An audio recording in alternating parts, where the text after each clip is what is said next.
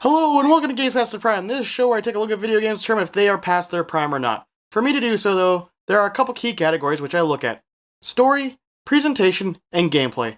Then there's a conclusion section at the end where I wrap everything up in a nice little bow. You guys have read the title. You know what game we're playing. Let's take a look at Skies of Arcadia Legends.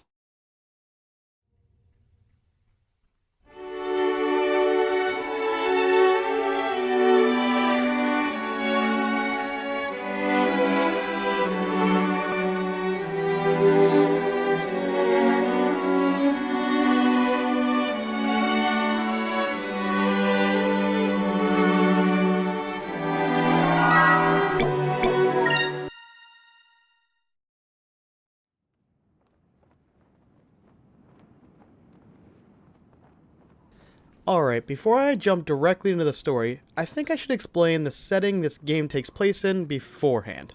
So the entire world is called Arcadia. There are 6 civilizations who coexist on floating continents, and the world is orbited by 6 moons of different colors. Thousands of years before the game begins, the civilizations developed technology that created these colossal living weapons of mass destruction called gigas, which are controlled by a moon crystal. Using the gigas, the civilizations would war with each other, which threatened the extinction of humanity. One day, the rains of destruction came down, which caused massive destruction to all of those civilizations. This destruction happened to stop the rampage of the gigas, which also ended all of the wars. Of course! Now at this point, all of the moon crystals are either missing, or have been hidden away while each civilization works on rebuilding itself. Now on to the current story of present day. Vice and Akai are members of the Blue Rogues, a faction of pirates that are similar in idea to Robin Hood, who have gathered to resist the tyrannical Valuan Empire. Led by Empress Theodora, the Empire seeks the moon crystals to reawaken the Gigas and take over the world. The Valuan Armada, a fleet of warships led by Admirals Galcian and Ramirez, are sent to find them. Finna, a Sylvite, is sent to find the moon crystals before the Valuan Empire. Finna happens to be captured by the Armada, but Vice and Akai happen to be nearby and save her. Finna explains to them that she was sent down by the Silver Civilization to prevent Valua from getting all of the crystals. Vice and Akai, who also are trying to fight the Valuan Empire, agree to help Finna gather all of the moon crystals. As the three go on their quest, early on they get attacked by a giant whale called Hrocknam. The three are saved by an old fisherman named Drachma, who is hunting down Hrocknam, kind of like the book Moby Dick. I'm Michael Jordan. Stop it. Get some help. Drachma agrees to help the three as long as he eventually can fight Hrocknam. They are able to find the red moon crystal from a temple in the desert nation of Nassar, and the green moon crystal in the lush forest nation of Ixataka, while also foiling any Valuan operations along the way. As the group goes to find the yellow moon crystal, which happens to be in Valuan space, Hrocknam happens to show up. Drachma decides to fight Hrocknam with his ship, but as the group tries to take it down, they are also attacked by the Valuan fleet. Drachma's ship is damaged, but he refuses to leave the ship. Instead, he tricks the other three into leaving aboard 2 different evacuation floats. Vice gets stranded on a small crescent island, where he uncovers a couple of letters and a part of a map left behind by another pirate seeking a treasure. Vice happens to be found by another fellow Blue Rogue named Gilder, who agrees to help Vice find his friends. At the same time, Akai and Finna were found by a different Blue Rogue named Clara, who agrees to take them to Nassar to search for Vice. They happen to find the other half of the treasure map that Vice already learned of, and eventually all of them end up finding each other while looking for the treasure. Sadly, all of them are captured by Ramirez and are brought to the Valuan's prison fortress.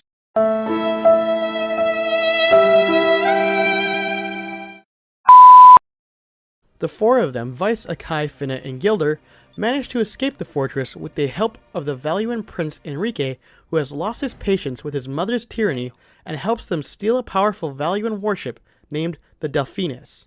Vice brings everyone back to Crescent Island, where he establishes a base of operations for his crew of the ship.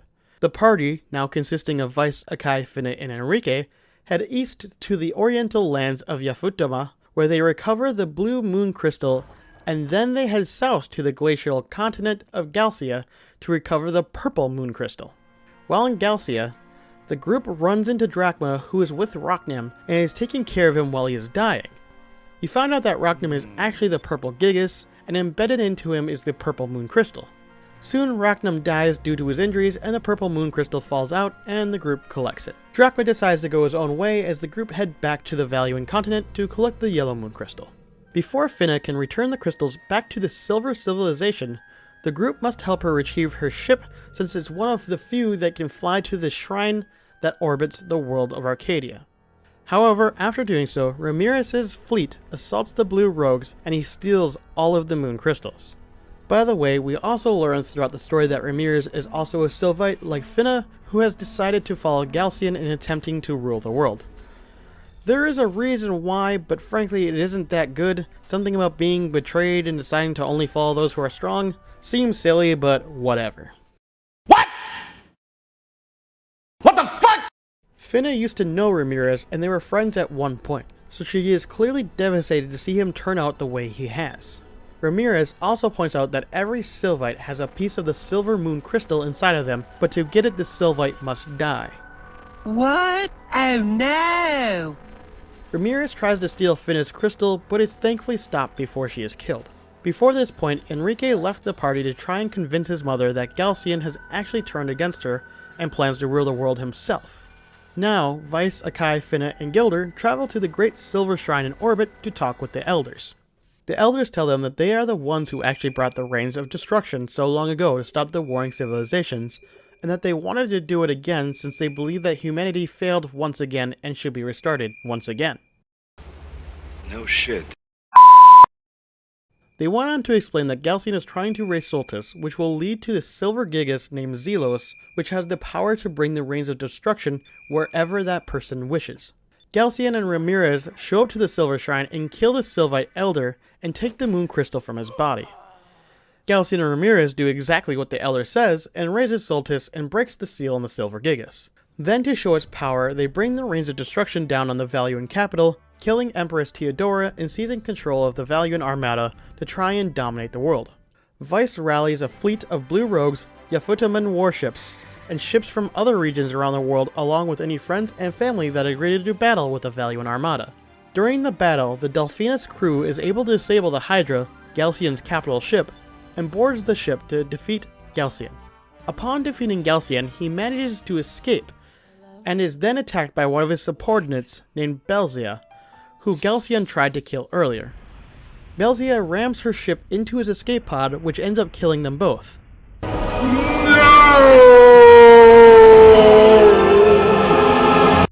Ramirez, who stayed in Soltis to protect the Silver Gigas, is enraged at Galcian's death and prepares to use the Rains of Destructions to wipe out everyone and everything.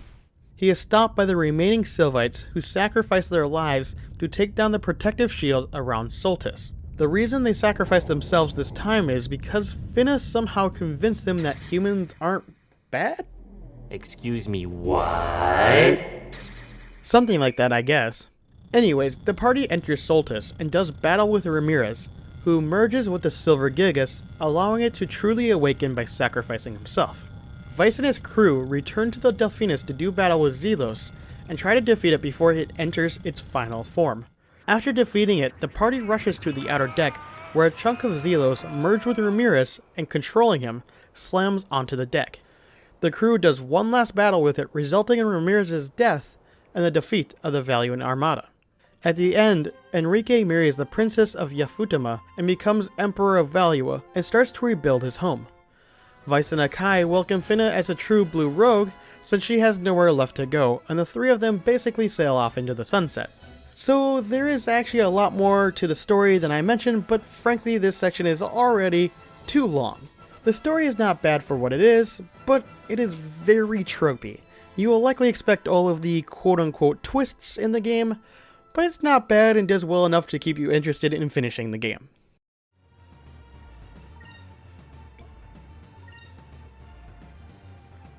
So before I jump into the overall presentation of the game, I did want to note that the way the game was recorded, you may see some VSync issues. Just note that while playing this game, I didn't personally notice this at all, so I don't think this will be typically an issue for people playing the game. In any case, you will notice right away how good the graphics look. On the recording, the colors are a bit more muted than on my TV, but they still look really good, even compared to games nowadays, at least in my opinion. Wrong. On top of that, the setting helps this game a lot because it is just so unique. It's not something I think I've really seen much before.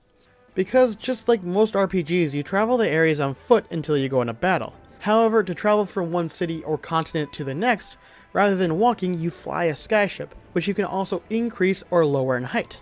At first this seems sort of like a gimmick just to find these discoveries, but later in the game it becomes very important from getting from one place to the next. This game's setting is one of the huge reasons I actually kept playing it because it was just so interesting, and the gameplay helped this a lot, but I'll go into that a little bit later. Well, we're waiting. Regardless, I would say the graphics are very good and are very, very strongly helped by its setting and its use of color. Now, let's move on to the enemies, and there's a fairly large variety of these as well. Sadly, however, though, because of the length of the game, you will see a lot of similar enemies, straight down to just some of them being recolors, which is a little sad to see, but when you are playing a 40+ hour game, it's sort of expected to some degree. With that said though, I think we need to talk about the sounds in this game. First, let's just talk briefly about the characters. There isn't really any VA, but I don't think this matters much because during the dialogue sections, you can see the expressions of the characters' faces to get a good feeling of, well, how they feel.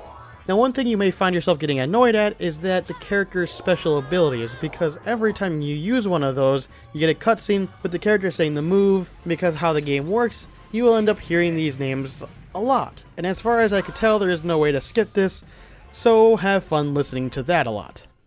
Now finally, the music, and this is better than I actually realized, to be honest. There's a lot of music that I actually enjoyed once I sat down to actually listen to it. However, the big downside to it is that you will likely be hearing these tracks a lot throughout the game, and because of that, I think I became kind of numb to it. It isn't because the music is bad, it's just because of the repetition of that music.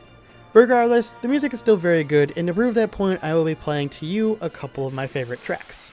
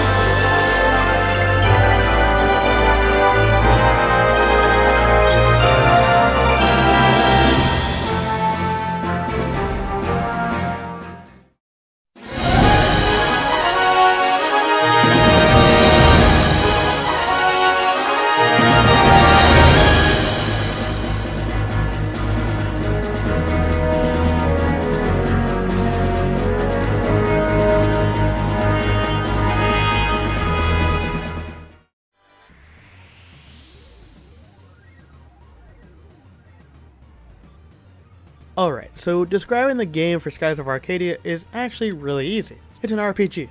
Now, originally I was going to call this game a JRPG, and then I was trying to find a way to describe what that actually means. I then went onto the internet to help me, only to find out that this was a really bad idea. Why? Why? Why? Why? Why? Why? Apparently there is a lot of fighting with how to classify a JRPG, so rather than calling it that, I will instead just do a more detailed breakdown of what kind of RPG this actually is. So Skies of Arcadia is a turn-based RPG that has an overworld. As you travel through the overworld, you will likely run into a random encounter, sorta like Pokemon or the older Final Fantasy games. So that, I think, is the best way to describe basically how this game is played. Now, before I continue on talking about the game and what I like and what I don't like, we should talk about the controls. So there are 4 different playstyles I want to show you. They're all fairly short, but I feel I should go over them all. First, we will start with the on-foot segments. So you move around the character with the control stick here, forward, backward, side to side, but you can also move the camera by pushing the right trigger here on the top and the left trigger on the top. This will rotate the camera. You can equally do the same thing with the C-stick at the bottom down here, and you can also move with the D-pad if you so wish. Pressing Y will put you in the first person viewpoint, while pushing X will bring up your party menu, which you can back out with the B button. Pressing Start or the Z button, as you see, will pop up or lower that mini-map in the bottom right corner. That is literally all the controls for the on-foot segment, so let me transition to the flight controls real quick for you. Alright, so flying is a bit similar where you move around with the control stick here, but you can equally do something unique with the D-pad, which will kind of shift the perspective of where you are looking on the ship. I don't know what purpose this has other than being kind of different to look at. But you can also increase altitude by holding the right trigger here. As you see, I will fly up. And then I can also use the left trigger to lower the altitude down. The C stick will do the same thing in this case as well. If I push up, it goes up. Push down, it goes down. Pressing the Y button will actually bring up the global map. B button will back me out. And then X will now be your party menu button. And now, again, that is all of the controls in this case, so let me transition to on-foot combat. Alright, so now that we are on the on-foot combat, it is pretty simple. You will select through the options given by pushing up or down on the control stick, as you can see here. Once I select something I want, I just press the A button, and then I can now select the enemy I want by just pushing up or down on the control stick again. Pressing A will then confirm that selection and move on to the next character for selection. If I want to go back to the previous character, I can press the B button and it will reset back to this character. You can do this at any time, so if I go through a bunch of them and I get to the last character, decide I want to go back a couple times, I can do that. Once I confirm all 4 characters though, I will have to wait until the combat plays out to go back to the next turn. So that is pretty much it for that section. I will now move on to the air combat once I get past this and find air combat for you guys. So just give me 1 second transition here. Alright, so I'm now in the air combat sections here. It's very similar to the regular combat, which is I can select through my options through going up and down on the control stick here. Once I find something I want, I can select it with the A button. And then I can choose through some more options, and then once I find what I want, I select the A button again. Now in this case, I can now select where on the grid I want this to go for this character. This in turn basically says which turn I want this to act on. So obviously first grid's first turn, second turn, third turn, fourth turn, etc. You can't have the same character act on a turn of somebody else. So for example, if I say I want Vice to act on turn 2 here, it locks out that grid for everybody else, so that if I want her to shoot, it has to be on one of the other turns. Pretty simple stuff, but it does add another layer of strategy, which is kind of interesting, because there is actually a way to bypass this in some way. For example, if I choose the torpedo, it will launch on this turn, but then I can choose what turn it will explode on. So you could, in theory, actually get multiple attacks going off on a single turn, but this is special case scenarios with certain weapons. With that said though, I think I have covered pretty much the majority of the controls in this game that are important or that are need to know. There really isn't much to it other than moving around with the control stick and pressing A a lot. I mean, that is pretty much the majority of most RPG games, and in some ways anyways. But with that said, I think we should move on to the main script again. Alright, so now that we have finished the control segment, I think we can now talk about the things that I do actually enjoy about this game. So first, I really like how the magic and special abilities are used through the game. So to better explain what I mean, let me briefly explain the system I'm talking about. So you have a bar at the top of the screen, which is the SP bar, and the SP stands for Spirit Points. You can build SP by not using it, and every round you will gain some, or you can use an ability that will gather more SP, or there is an option to focus in a turn, which will also gain SP based on that character. So now you may be asking yourself, how does one use SP then? Every character may unlock special abilities through consuming an item called Moonberries. These special abilities use a certain amount of SP. Equally, using magic also costs SP, yet every character still has MP. So how does that work? Well, every spell only costs 1 MP to cast, but the stronger magic costs higher SP to use. So the SP mechanic is one that I really like because it adds a different way to plan out each encounter, and I thoroughly enjoyed this change of pace to other known RPGs. Now, I want to talk about the magic a bit more, and to be more specific, I mean how one gains more spells. What I love is that every character has the option to get all the spells in the game. Now, some characters have an easier time learning a type of magic compared to others, but everyone can get them all. So while playing, you may have the option to change the color of the weapon you are using. This is also known as its element. Doing so will allow you to possibly deal more damage to an enemy if you find their weakness. However, it also allows you to gain experience in that element's magic. So if you are using the red color on your weapon, you will earn more red magic experience. And I just found this a very interesting way to do the magic system in an RPG game. I know it's not exactly innovative now, but when it first came out, it was definitely different for sure. Now, there is one last thing I want to talk about before we move on that I really enjoyed. While there is a lot more that I liked I could talk about, I don't want to drag out this video by talking about every little detail that I liked or loved. This game took me over 40 hours to beat, and if I were to go through everything, I'm sure this video would end up being over an hour long. On with it. Yes, get on with it! Get on with it! So besides just your normal fighting encounters that you expect in an RPG, there are also ship battles. And these are very fun and a great way to break up the normal gameplay. During the ship battles, you will have a grid.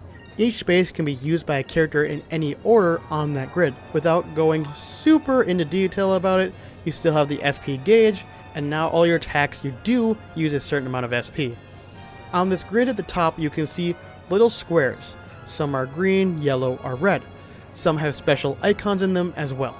This gives you a very brief idea of what the enemy will do.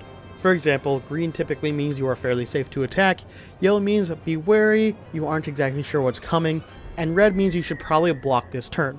Now, some of the special icons such as the C with an exclamation mark will show up, which means this is a very good place to attack, or sometimes you will see a picture of something which typically means you can use a special weapon that you normally can't use. Now, there's a lot more to this battle system than I'm describing, but I just love its tactical nature, and it's quite fun to actually watch the ships fly around and shoot at each other. I don't know why, I just kind of enjoy watching that. On that quick note, I really enjoy during the battles that your characters aren't just standing around. They move and engage the enemies, and it gives you a sense that something is always going on, which I think is a very neat way to bring life to the combat. Now, I may currently be singing the praises of this game, but that doesn't mean there isn't any flaws at all. In fact, one of my major issues kinda really destroyed my run of the game, and I didn't want to restart it based on how far I was into it. So to better explain, I was going for a nearly full completion of this game because I do really enjoy it. However, it's been a while since I have played it, a long while. No shit, Sherlock. Because of this, I forgot about the swashbuckler grading system in the game. So basically, once you progress enough in the game to where you take control of your own ship, you start gaining reputation in the game, which affects your rating. Ways to increase your rating involves combat and choosing correct dialogue options in certain story segments. There are of course other ways to increase the rating, but that isn't really the point here. There are ways the rating decreases, however the main way is running away from fights. Now, I forgot about this rating like I said earlier, and it isn't exactly explained to you either, which really bothers me now that I think about it. This rating doesn't really affect the main story, but it does affect a lot of side content. So early on while I was playing, there were sections where I kept running into a lot of enemies that were very easy cannon fodder, and I got tired of fighting them because I wasn't getting a lot of experience. Big mistake. So this happened to drop my rating. No big deal, I can get it back, right? Yes and no. So what happens is once you get about halfway through the game and get the blue moon crystal, there is a point where you can sail east off of the map and show up on the westmost part of the map and discover the world is round. Yay! However, a downside comes with this. See, throughout the game you have the option to take on bounties to fight evil pirates. After sailing around the world, you find that you yourself have become a bounty because people think you have done some bad things. It turns out it's actually an imposter that looks like the main characters, so to clear your name you must defeat them and convince them to stop doing bad and clear your name. However, if your rating is too low, they will not show up for you to battle. So you are forever stuck at the rating of Fallen Pirate. This is an issue because certain people will not join your crew if your rating is too low, certain events won't happen, and this means you can't get the best weapon in the game either. I missed out on quite a few fun and interesting side content because of this. Are you kidding me? Sure, I could have restarted, but remember, this is about halfway through a game that is over 40 hours long. There was no way I was going to restart the playthrough for that, especially because it doesn't affect the main story. It's just really annoying. I probably wouldn't even be as mad as I am if this rating system was much better explained to you. As it is, it killed my want to fully complete this game at this point in time. I'm sure someday I will likely do it, but it's still quite obnoxious, and it sure put a dent in an otherwise really enjoyable game for me. The only other real complaint I have is that it takes a good couple of hours before the game really feels like it gets going. I know this is a typical complaint for a lot of RPG games, but I've seen ones that don't do this without really any issues, so I feel like this is still a proper criticism of the game. Regardless of these two facts, they are fairly small potatoes in the grand scheme of things. Potatoes. Boil them, mash them, stick them in a stew. Frankly, this game has a lot of upside to it, with only a couple of downsides in my opinion. So, I guess with that said, let's just move on to the verdict.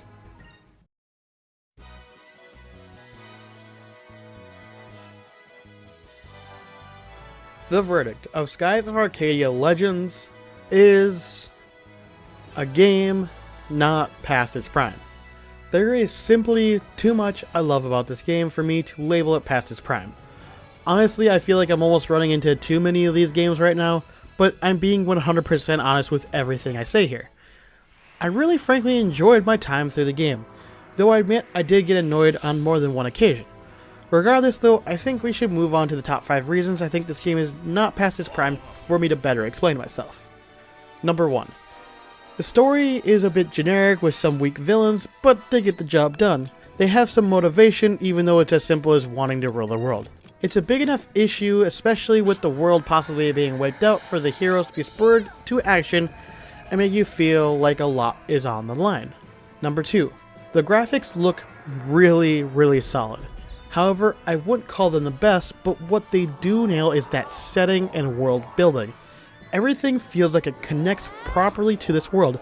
It has its own history to it, which is very interesting to learn about, and it feels alive because of it.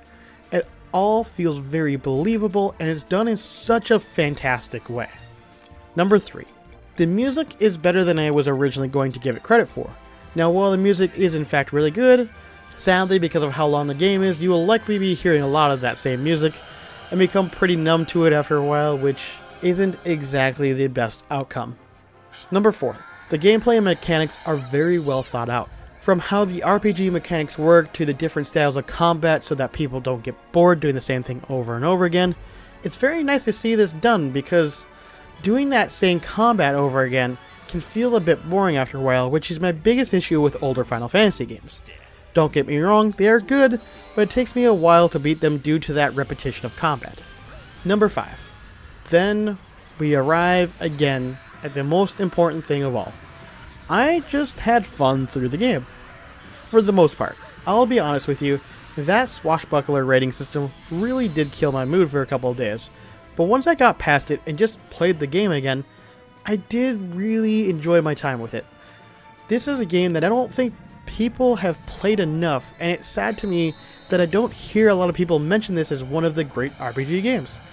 I think this is one of those games that I would love to see more people not only play, but also a game I would love to see either remastered or even get a sequel made to it. I mean, they left the ending wide open, so why not? Alright guys, that's the end of the video. I hope you guys enjoyed watching it as much as I enjoyed making it. If you did enjoy watching it, please consider subscribing. I upload videos every Sunday. Stay tuned at the end of the video to get an audio hint at what my next video will be. I hope you all have a fantastic day, and thanks for watching.